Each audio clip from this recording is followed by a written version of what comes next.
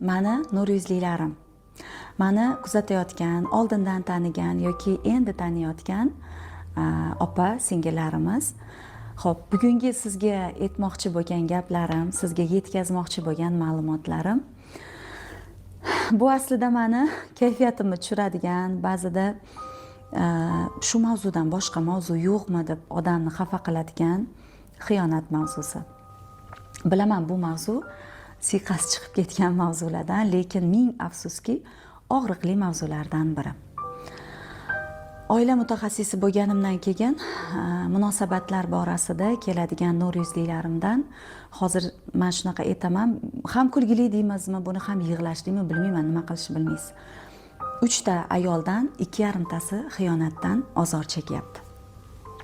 Shu borada xiyonat o'zi nima? Nima uchun bu narsalar bizning hayotimizda juda ko'p kelyapti? Bu borada juda ko'p izlandim, o'qidim, ustozlarimizdan so'raganlarim va nihoyat men bunga yechim topdim. Nur yuzligim, keling, xiyonat o'zi nima? Gaplashib olamiz. Men siz uzoq vaqt siz vaqtingizni olishni ham xohlamayman, gapni aylantirishni ham xohlamayman.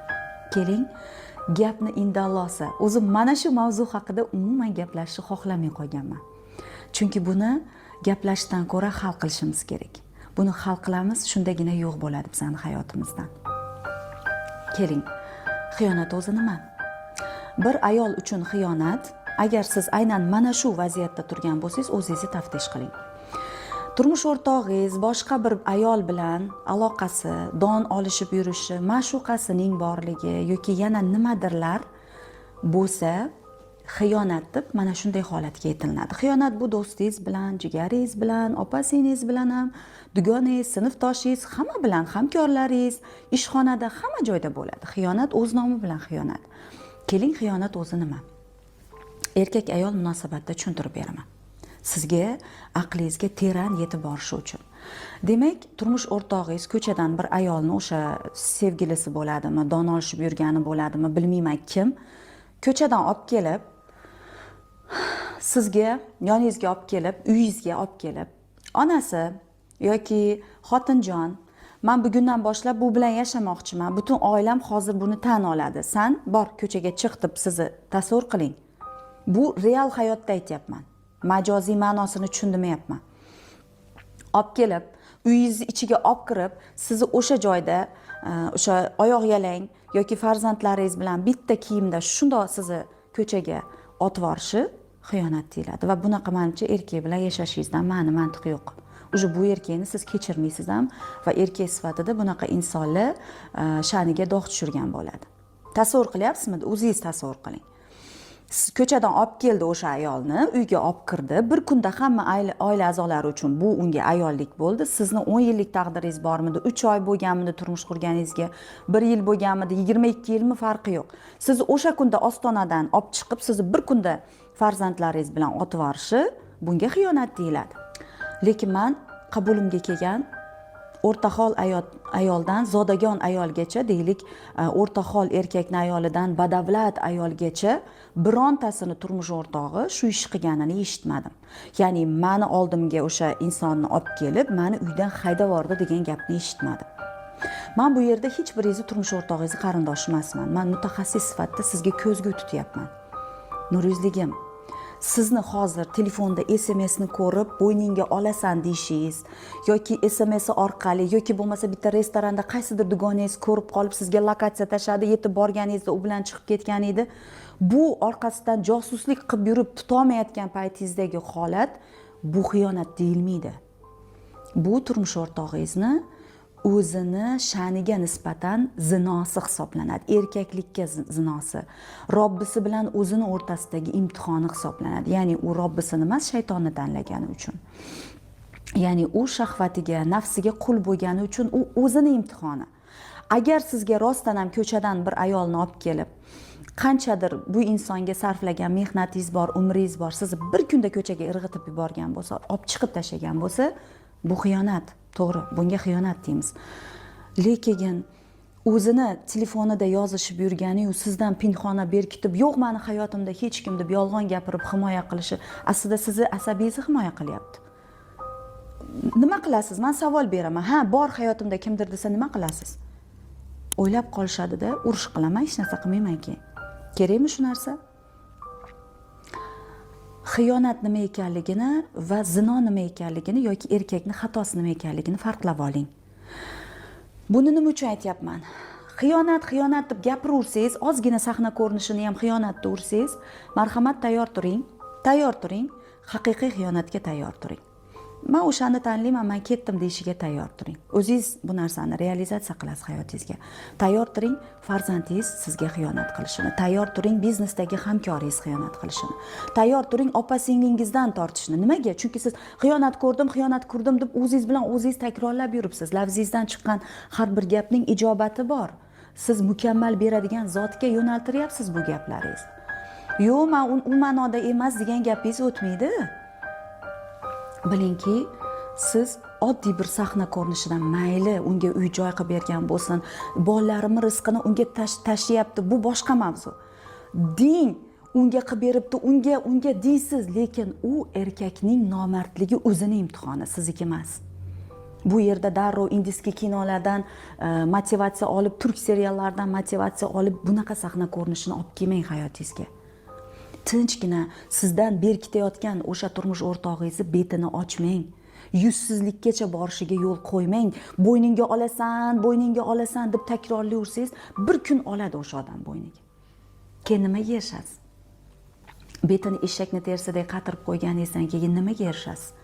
Ha, bor hayotimda, chidasang shu deyishi mumkin. Yoki nima qilasan, men o'ldirib yuborasan, nima qilasan men? Men qo'yib yuboradigan xotinim yo'q. Mayli, sen ham betda yashayver, men Nargisi bilan yashab yuraveraman. Agar shuni xohlasang, kerakmi sizga shunaqangi noto'g'ri hayot? Nurizligim, bu narsalarni men osmondan olayotganim yo'q. Bu minglagan taqdirlarda kuzatilgan jarayon.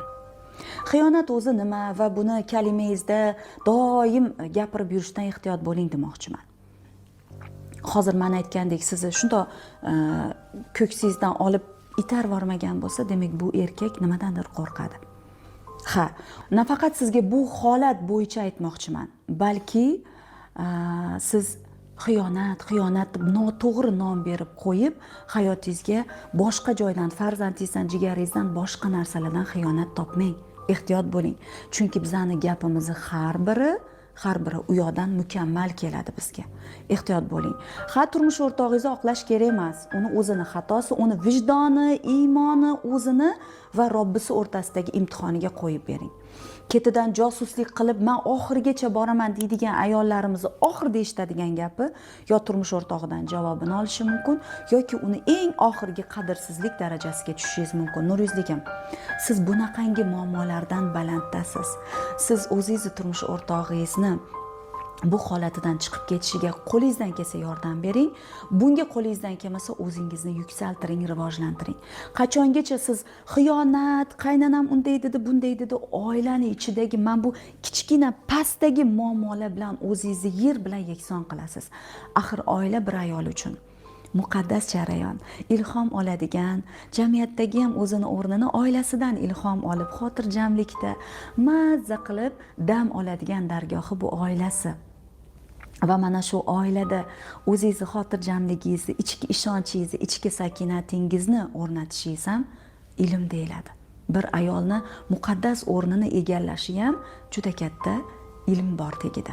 Nurizlilarim, ayol sifatida o'sishni, rivojlanishni, oiladagi o'zingizni, o'rningizni egallab bir baxtli ayol siymosini yaratishni, nafaqat oilada qadrlanishni, balki jamiyatda ham o'z o'rningizni topishingiz uchun bitta loyiha yaratganman. Baxt formulasi deb nomlangan bu ajoyib loyiham 8 ta moduldan iborat.